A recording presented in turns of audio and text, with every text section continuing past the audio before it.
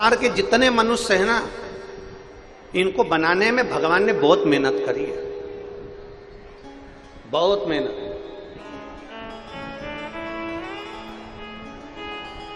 ज्ञानी भी बनाता है ना भगवान, तो बड़ी मेहनत से बनाता है, बहुत मेहनत से ज्ञानी पुरुष बनाएगा, ज्ञानी महिला बनाएगा।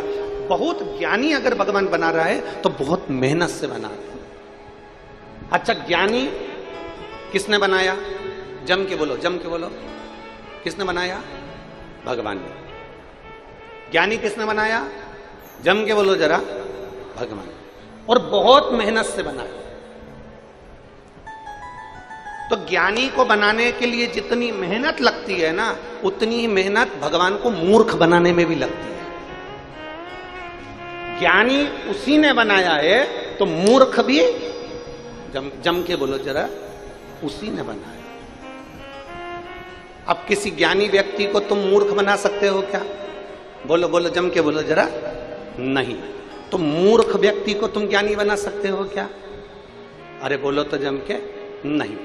क्योंकि ज्ञानी इतनी मेहनत से उसने बनाया है, तो मूर्ख भी उतनी मेहनत से उसने बनाया। तो किसी मूर्ख को तुम कितना भी ज्ञान दे दो, कितना भी प्रमाण दे दो, तुम कितनी भी अपने शास्त्र और वेद किसी मूर्ख को दिखा दो, तो भी मूर्ख तो मूर्ख ही रहेगा, वो कभी ज्ञानी बन ही नहीं सकता। मूर्ख मूर्ख रहेगा, वो कभी ज्ञानी नहीं हो सकता। और ज्ञानी को कितना भी मूर्ख बना लो, वो मूर्ख नहीं हो सकता। क्योंकि परमात्मा ने ज्ञानी को भी बनाने के लिए मेहनत करी है, तो मूर्ख को बनाने के लिए भी मेहनत करी है।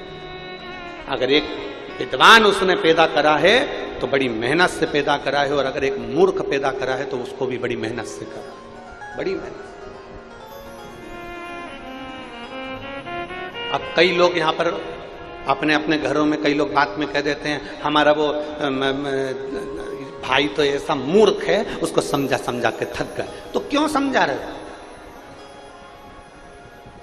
कितनी मेहनत से भगवान ने बनाया है उसको। अगर वो समझने वाला होता तो एक बात में समझ जाता, पर वो नहीं समझा, नहीं समझता।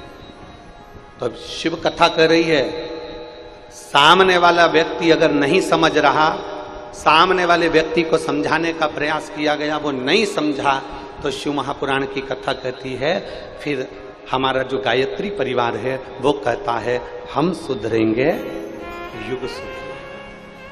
हमारा जो गायत्री परिवार है वो कहता है कि हम सुधरेंगे युग सुधरेगा। अगर किसी को हम बदल रहे हैं और वो बदलना नहीं चाहता, किसी को हम सुधार रहे हैं वो सुधरना नहीं चाहता, वो मूर्ख की मूर्ख रहना चाहता है, तो शिव पुराण की कथा कहती है फिर उसको मत सुधारो, उसको मत बदलो। फिर शिव पुराण की कथा कहती है अपने आप को बदल लो, तो संसार पूरा बदला नजर आने लगेगा। अपने आप को हम सुधरेंगे, जम के बोलो जरा, हम सुधरेंगे, हम बदलेंगे, युग बदलेंगे। अब हमें बदलना, और बदला कि नहीं बदला युग? कलयुग चल रहा था, लोगों ने मंदिर छोड़ दिए थे, शंकर जी के मंदिर में ताले पड़े रहते थे, शंकर जी के मंदिर में कोई पानी डालने नहीं जाता था, कोई जल चढ़ाने नहीं जाता था, कुत्ते बैठे रहते थे, जाले हो जाते थे, शंकर जी के मंदिर में जानवर थे। पर शंकर के मंदिर में सावन के महीने में लोग जाते थे और शिवरात्रि पर जाते थे। कावड़ लेने के लिए कुछ लोग जाते थे, कावड़ भरने के लिए कुछ लोग जाते थे। सावन के महत्व को कौन जानता था? हर महीने शिवरात्रि आती है, ये कोई नहीं जानता था।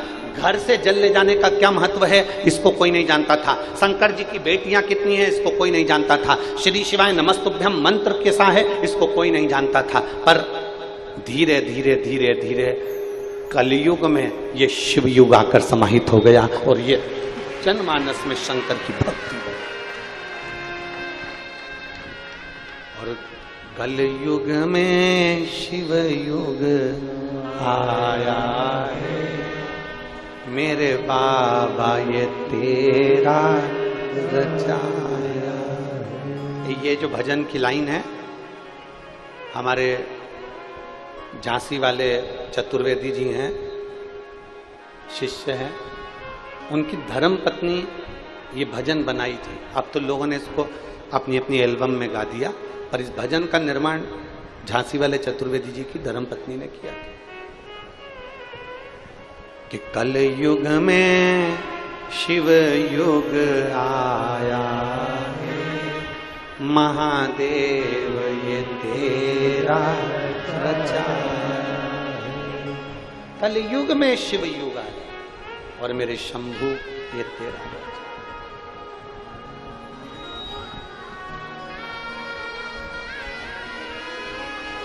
ये उसकी रचना है,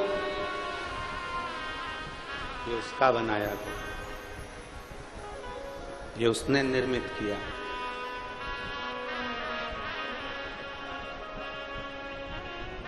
एक बात आप लोगों से पूछें, छत्तीसगढ़ वालों जरा जवाब देना, और आस्था चैनल के सामने बैठकर जो कथा सुन रहे हैं वो भी जवाब देना।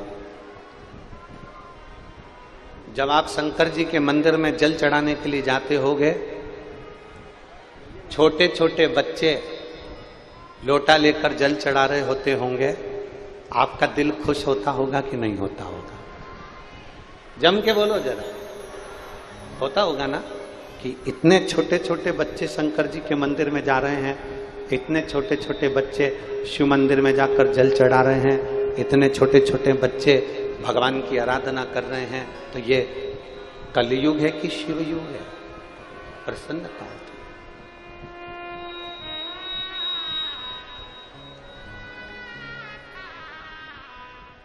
कितनी प्रसन्नता।